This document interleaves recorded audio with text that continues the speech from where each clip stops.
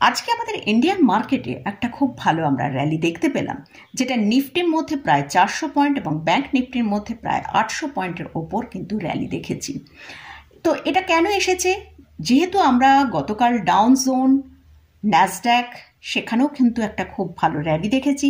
প্রায় ডাউন জোনে 554 পয়েন্ট এবং ন্যাসড্যাকে প্রায় 400 পয়েন্টের ওপর র্যালি এসেছিল। তো সেই জন্য কিন্তু আজকে আমরা ইন্ডিয়ান মার্কেটের মধ্যে এতটা র্যালি দেখলাম। তো আজকে ভিডিওয়ে আমি নিফটি, ব্যাংক নিফটি নিয়ে সেরকমভাবে ডিটেলসে আলোচনা করব না, কারণ আমি সানডে যে ভিডিওটা আপলোড করি সেখানে ডিটেলসে আলোচনা করব। তো আজকের ভিডিওয়ে শুধুমাত্র আমি কয়েকটা স্টক সম্পর্কে আপনারা আমার ভিউ জানতে চেয়েছেন, সেই সব স্টকগুলো নিয়েই আলোচনা করব। যেহেতু অনেকগুলো স্টক রয়েছে, সেই জন্য কিন্তু আজকে স্টকের ওপরেই আমি মেন ফোকাসটা দিয়েছি।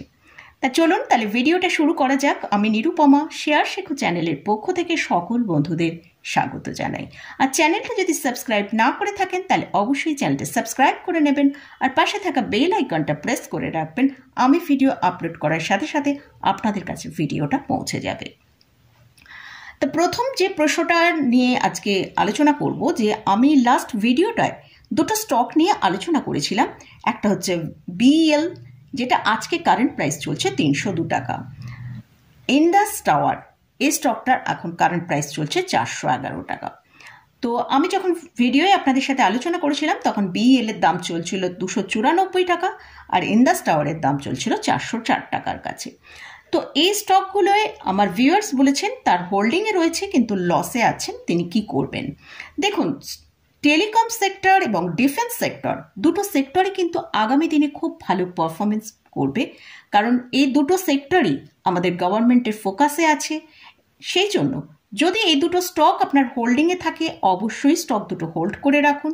আর যদি কোনো কারণে আমি যে প্রাইসের কথা ওই ভিডিওয়ে উল্লেখ করেছি, তো সেই প্রাইসের কাছাকাছি যদি আসে, যদি আপনার পক্ষে পসিবল হয়, আপনি সেখানে আবার অ্যাভারেজ করতে পারেন ওই প্রাইসে এলে। আর যদি আপনি অ্যাভারেজ নাও করেন, তাহলে আপনার যেগুলো হোল্ডিংয়ে আছে অবশ্যই হোল্ড করুন। আগামী দিনে কিন্তু এই দুটো স্টকই আরও ভালো র্যালি দেখাবে বলে আশা করছি।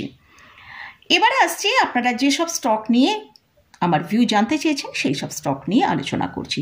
ফার্স্ট যে স্টকটা নিয়ে আলোচনা করছি সেটা হচ্ছে আরডিএফসি ফার্স্ট ব্যাংক। এই স্টকের মধ্যে রিসেন্ট আমরা খুব ভালো সেলিং দেখতে পেয়েছি, যেটা আমরা যদি একবার চার্টটা দেখি সেখানে আমরা দেখতে পাচ্ছি স্টকটা একটা ডাউন ট্রেন্ডে চলছে।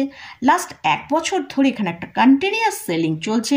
স্টকটা 100 টাকা থেকে আমরা দেখতে পাচ্ছি 70 টাকার কাছে এসে দাঁড়িয়েছে।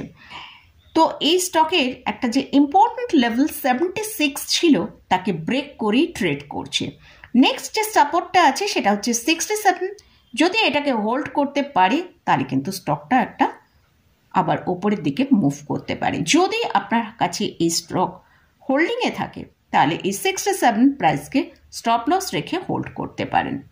আর লং টার্মের জন্য যদি স্টকের কথা বলেন, তাহলে আমার মনে হয় এই স্টক ছাড়াও আরও অনেক ভালো ভালো ব্যাংকিং স্টক আছে, সেই স্টকের দিকে ফোকাস করলে বেটার হবে। নেক্সট যে স্টকটা নিয়ে আলোচনা করছি সেটা হচ্ছে জিকেডাব্লিউ। এই স্টকের কারেন্ট প্রাইস চলছে 3847 টাকা। এই কোম্পানি ফাইন্যান্স ইনভেস্টমেন্ট সেক্টরে বিলং করে। এটা একটা small cap category stock. Market capitalisation হচ্ছে 2297 করোড়। এই স্টকের এখন কারেন্ট পি চলছে 193 টাকা, আর মিডিয়ান পি হচ্ছে 34। এই স্টকটা কিন্তু অনেক হাই ভ্যালুতে ট্রেড করছে। এমনি এটা স্মল ক্যাপ ক্যাটাগরি স্টক, যখন সেলিং আসবে তখন কিন্তু একটা ভালো সেলিং আমরা এখানে দেখতে পাই। আর এই কোম্পানি, এদের মেন বিজনেস হচ্ছে warehousing and investment and ট্রেজারির ওপর এরা কাজ করে। এছাড়া এই কোম্পানি কোনো ডিভিডেন্ড পে করে না। এদের সেলসের গ্রোথ যদি দেখি খুবই পোর। লাস্ট 5 ইয়ার্সের সেলস গ্রোথ আমরা দেখতে পাচ্ছি প্রায় 5% সিএজিআরে ট্রেড করেছে। আর লাস্ট 3 ইয়ার্সের রিটার্ন অন ইকুইটি সেটাও খুব লো, যেটা হচ্ছে 0.62%। তাই এই কোম্পানি ফান্ডামেন্টাল সেরকম স্ট্রং বলে আমার মনে হয় না। এর চেয়ে বরং আমরা যদি এর পিয়ার কোম্পানির দিকে ফোকাস করি, যেমন Bajaj finance, Bajaj Finserv, HDFC, MC, এইসব স্টকের ফান্ডামেন্টাল যথেষ্ট স্ট্রং কোম্পানি এগুলো। তো ইনভেস্টমেন্ট করার জন্য এইসব কোম্পানিগুলোর দিকে ফোকাস রাখলে বেটার হবে। নেক্সট যে স্টকটা নিয়ে আলোচনা করছি সেটা হচ্ছে টিটাগড় রেলওয়ে সিস্টেম। এটার কারেন্ট প্রাইস চলছে 1414 টাকা। স্টকের হাই প্রাইস হচ্ছে 1897। সেখান থেকে স্টকটা অলরেডি 25% কারেকশন করেছে। এটা একটা মিড ক্যাপ ক্যাটাগরি স্টক। এর মার্কেট ক্যাপিটালাইজেশন হচ্ছে 19,038 করোড়। আরওসি হচ্ছে 25%, আরওই হচ্ছে 18.1%। কোম্পানি অলমোস্ট একটা ডেট ফ্রি কোম্পানি। এদের লাস্ট 5 ইয়ার্সের প্রফিট গ্রোথ যদি দেখি 84.5% সিএজিআর। লাস্ট 5 ইয়ার্সের সেলস গ্রোথ যদি দেখি সেটাও 20%-এর ওপরেই। এবং এই কোম্পানিতে এফআইস এবং ডিআইসদের খুব ভালো হোল্ডিং রয়েছে। এফআইসদের আছে 19.56%, ডিআইসদের আছে 14.13%, আর প্রমোটারের হোল্ডিং আছে 40%। এদের Q1-এর রেজাল্ট যদি দেখি সেখানে কিন্তু একটা ডিক্লাইন এসছে, এবং তার জন্যই কিন্তু স্টকের মধ্যেও আমরা ডিক্লাইনটা দেখতে পাচ্ছি।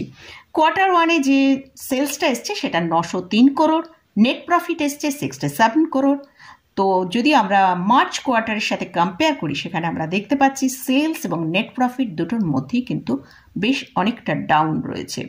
যদি এই স্টকটা হোল্ডিংয়ে থাকে তাহলে 1220 টাকা স্টপ লস রেখে হোল্ড করা যেতে পারে।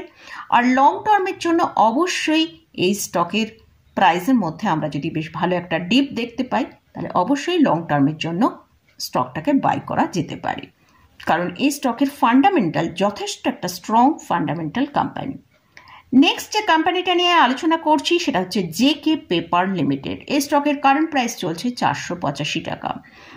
আর এই স্টকটা লাস্ট 1 বছরে 62% র্যালি দেখিয়েছে। এই স্টকের যে সর্বোচ্চ হাই 633 টাকা, সেখান থেকে প্রায় স্টকটা 25% নিচে এখন ট্রেড করছে। এই কোম্পানিটা এস্টাবলিশড হয়েছিল 1962 সালে। এরা অফিস পেপার, কোটেড পেপার এবং প্যাকিং বোর্ড এসব কাজ করে। এটা একটা মিড ক্যাপ ক্যাটাগরি স্টক। এর আরওসি হচ্ছে 21.3%, আরওই হচ্ছে 24.6%। হেলথে ডিভিডেন্ড পে করে। এদের Q1-এর রেজাল্ট আমরা যদি দেখি সেখানে আমরা দেখতে পাচ্ছি নেট প্রফিট এসছে 141 করোড়। আর লাস্ট যে কোয়ার্টার অর্থাৎ মার্চ 2024-এ যে নেট প্রফিট এসেছিল সেটা হচ্ছে 279 করোড়। তো নেট প্রফিটের মধ্যে একটা খুব বড় ডাউন এসছে বলি স্টক প্রাইসের মধ্যেও আমরা এতটা ডাউন দেখতে পাচ্ছি। যদি স্টকটা হোল্ডিংয়ে থাকে তাহলে 460 টাকা স্টপ লস রেখে হোল্ড করা যেতে পারে। নেক্সট যে স্টকটা নিয়ে আলোচনা করছি সেটা হচ্ছে ক্যানফিন হোম। এই স্টকের কারেন্ট প্রাইস চলছে 834 টাকা। এই স্টকটার ভেতরে আমরা কিন্তু আজকে একটা ভালো মুভমেন্ট দেখেছি। তো আমরা একবার স্টকের চার্টটা একবার দেখব। সেখানে দেখতে পাচ্ছি স্টকটা 938 টাকা থেকে 786 টাকা, অর্থাৎ 17.86% ডাউনে এসেছিল। সেখান থেকে স্টকটা আজকে একটা ভালো বাই দেখতে পেয়েছি। তো স্টকটা কিন্তু তার 50 ডিএমআরকে ব্রেক করেই ট্রেড করেছিল, কিন্তু আজকে আমরা দেখলাম স্টকটা তার 50 ডিএমআর ওপরে ট্রেড করছে। যদি স্টকটা হোল্ডিংয়ে থাকে শর্ট টার্মের জন্য তাহলে 805 টাকা স্টপ লস লাগিয়ে হোল্ড করা যেতে পারে। আর এদের ফান্ডামেন্টাল কিন্তু যথেষ্ট স্ট্রং। তো লং টার্মের জন্য এই স্টকটা কারেকশানে বাই করে রাখা যেতে পারে। লাস্ট যে স্টকটা নিয়ে ডিসকাস করব সেটা হচ্ছে স্টেট ব্যাংক অফ ইন্ডিয়া। এরা এখন কারেন্ট প্রাইস চলছে 811 টাকা। এদের ফান্ডামেন্টাল নিয়ে আলাদা করে কিচ্ছু বলার নেই। এটা একটা ইন্ডিয়ার লার্জেস্ট এবং ওল্ডেস্ট ব্যাংক। এরা 200 ইয়ার্স ধরে সার্ভিস প্রোভাইড করছে। স্টকের চার্টেই আমরা একবার চলে যাব। সেখানে আমরা দেখছি স্টকটা কিন্তু তার 50 ডিএমআর নিচে ট্রেড করছে, এবং সেটা বেশ কিছুদিন ধরেই 50 ডিএমআর নিচেই ট্রেড করছে। তো আজকে স্টকটার মধ্যে আমরা একটা বাই দেখতে পেয়েছি।